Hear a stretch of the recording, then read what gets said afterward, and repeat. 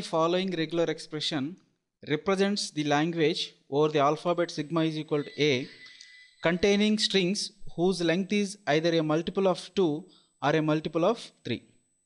Here the sigma is containing only one symbol, that is small a. We require to find out a regular expression for those strings whose length is either a multiple of 2 or a multiple of 3. Normally, if the string length is a multiple of 2, then it can be length 0, length 2, length 4, length 6 and so on. For a multiple of 3, the lengths can be either 0 or 3, 6, 9, 12 and so on. Normally for a 0 length, epsilon. Epsilon is a string whose length is 0. And length 2, for example, you take AA, a string of length 2. Length 4, AA, 4 A's, like that. So only even length if you want. Multiple of 2 means even length. We can get strings AA whole star. 0 or more instances of AA will give string length multiple of 2.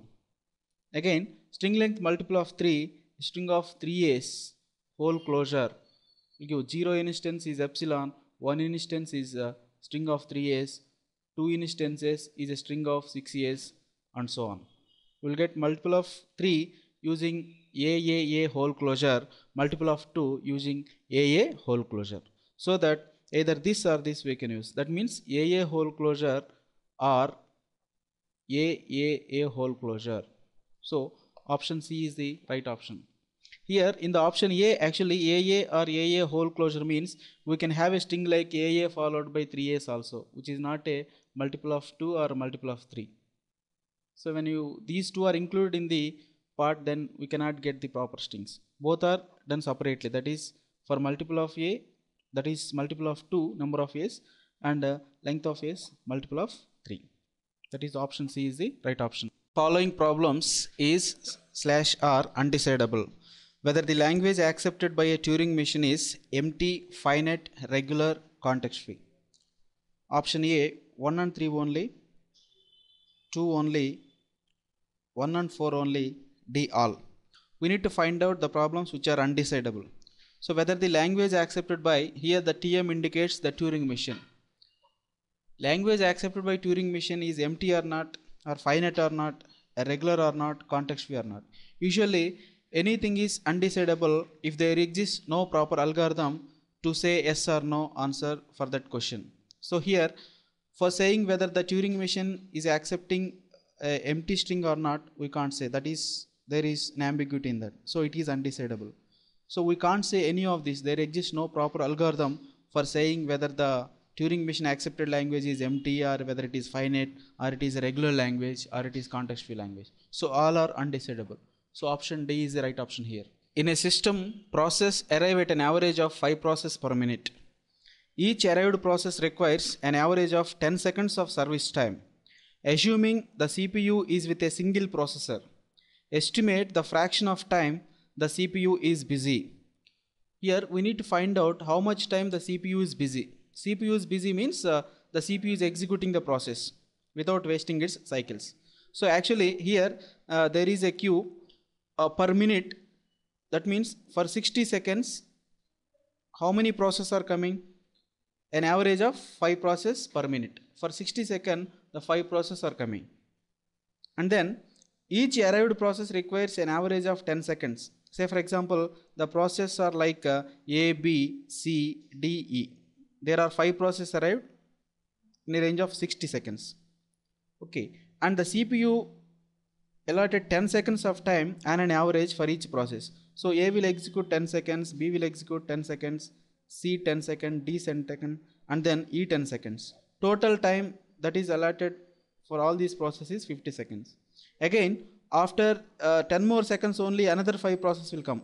Up to the 10 seconds the CPU time will be idle. So out of this 60 seconds, okay, we could use only 50 seconds of the CPU time. That means the percentage of utilization of CPU will be 50 divided by 60 into 100. So this will be 500 by 6. So it is around 83.3% of time the CPU is busy. So option B is the right option here. The size of a process is 17 kilobytes. The paging system divides the process into pages of size 4 kilobytes each. Then, which one of the following is true? Option A. In the above paging system, there is an internal fragmentation of 1 kilobyte. Option B. There is no internal fragmentation. Option C. There is an internal fragmentation of 3 kilobytes. Option D. None of these. Here the process size is 17 kilobytes and this has been divided into pages and the page size is 4 kilobytes. So the 17 kilobytes, the first page contain 4 kilobytes and the second page contain 4 kilobytes, third page contain 4 kilobytes, fourth page contain 4 kilobytes. Total so far we got 16 kilobytes and we need to have defined fifth page also. Fifth page contain only 1 kilobyte. Okay, and the decided page size is 4 kilobytes, but the last page is containing only 1 kilobyte. Here the frame size is also 4 kilobytes. In a paging system, the page size is exactly equal to the frame size. The frame is available in the primary memory.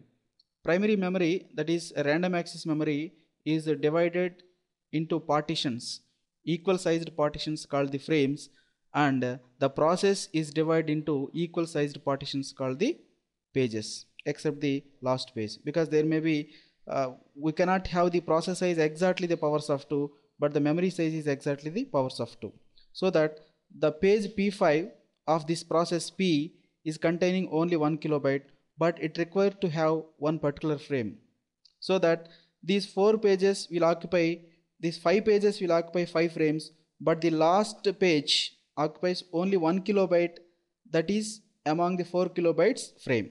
So there is a wastage of 3 kilobytes in the particular frame. Generally, the internal fragmentation is nothing but the unused free space within a partition. So here the partition size is 4 kilobytes. So definitely one particular frame must be totally allocated for each page. Even for P5 also the total frame will be allocated. 4 kilobytes frame will be allocated. But it can use only 1 kilobyte. The remaining 3 kilobytes is fragment. That is called internal fragmentation, because it is internal to that particular partition. So there is an internal fragmentation of 3 kilobytes. So option C is the right option.